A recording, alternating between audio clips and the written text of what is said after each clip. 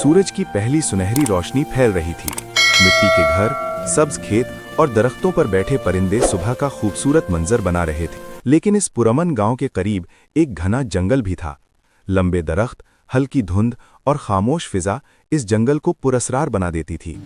इसी जंगल में एक खतरनाक चोर रहता था जिसका नाम जमाल था। जमाल के चेहरे पर सख्ती और आंखों में लालच साफ नजर आता था। वो सियाह कपड़े और स्कार्फ पहने अक्सर गांव की तरफ देखता रहता था। एक रात जब गांव पर चांदनी छा गई और गलियां सुनसान हो गईं, तो जमाल आहिस्ता आहिस्ता जंगल से निकलकर गांव की तरफ बढ़ा। वो एक मिट्टी की दीवार के पीछे छुपकर घरों को गौर से देखने लगा। कुछ देर बाद उसकी नजर एक छोटे और गरीब किसान के घर पर पड़ी। गहरी रात थी। घर के अंदर एक बूढ़ा किसान अपनी चारपाई पर सुकून से सो रहा था और पास ही एक छोटा सा तेल का दिया जल रहा था। जमाल आहिस्ता से अंदर दाखिल हुआ। उसने एक लकड़ी का संदूक खोला और उसमें से सिक्के की छोटी थैली और गंदुम की बोरी चुरा ली। उसके चेहरे पर लालच भरी मुस्कुराहट थी। फिर वो खामोशी से घर से निकलकर अंधेरी गलियों में गुम हो गया। सुबह जब सूरज निकला तो बूढ़े किसान ने देखा कि उसके घर से सामान गायब है। मेरी थोड़ी सी जमा पूंजी भी चोरी हो गई।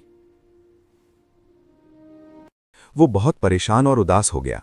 थोड़ी देर में गांव के चौक में लोग जमा हो गए और सब इस चोरी की बात करने लगे।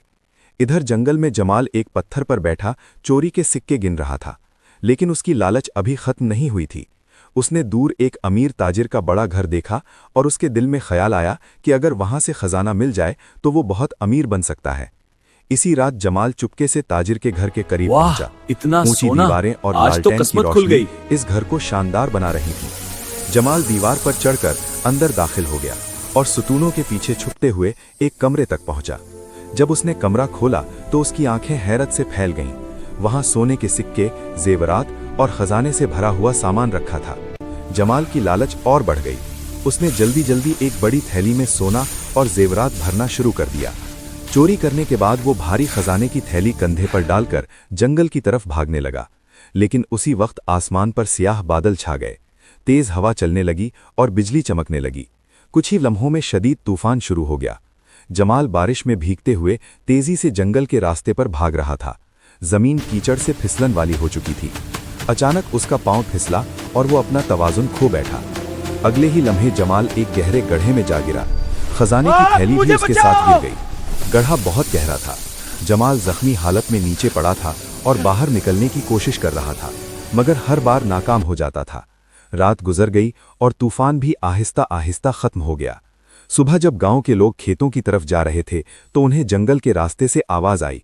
उन्होंने गड्ढे में झांक कर देखा तो जमाल अंदर फंसा हुआ था और उसके पास खजाने की थैली भी पड़ी हुई थी। गांव वालों ने उसे पहचान लिया और गुस्से में बातें करने लगे। इसी वक्त बूढ़ा किसान बाबा करीम भी वहां पहुंच गया। उसने सबको पुरसुकून रहने का कहा। गांव वालों ने एक रस्सी गड्ढे में डाली। जमाल ने मुश्किल से रस्सी पकड़ी और आहिस्ता आहिस्ता ऊपर चढ़ने लगा।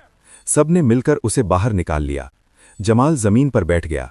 उसका चेहरा शर्मिंदगी और पछतावे से भरा हुआ था। उसने खजाने की थैली जमीन पर रख दी और चोरी किया हुआ सामान वापस कर दिया। गांव वालों ने थैली खोली तो उसने सोने के सिक्के और जेवरात थे। कुछ देर बाद उनका गुस्सा कम हो गया। उन्होंने जमाल को मुआफ कर दिया। जमाल खामोशी से खड़ा रहा। उस दिन उसे एहसास हो गया कि लालच और चोरी इंसान को सिर्फ मुसीबत में डालती है। इसके बाद जमाल ने अपनी जिंदगी बदलने का फैसला किया। वो गांव के लोगों के साथ खेतों में मेहनत करने लगा। वक्त गुजरता गया और एक दिन शाम के वक्त जब सूरज डूब रहा था तो गांव के खेत सुनहरी रोशनी में नहा रहे थे। जमाल भी बाकी लोगों के साथ ईमानदारी से काम कर रहा था। अब उसके चेहरे पर लालच नहीं बल्कि सुकून और उम्मीद की मुस्कुराहट थी। और इस तरह एक चोर की जिंदगी बदल गई और गांव में दोबारा अमन और खुशी लौट आई।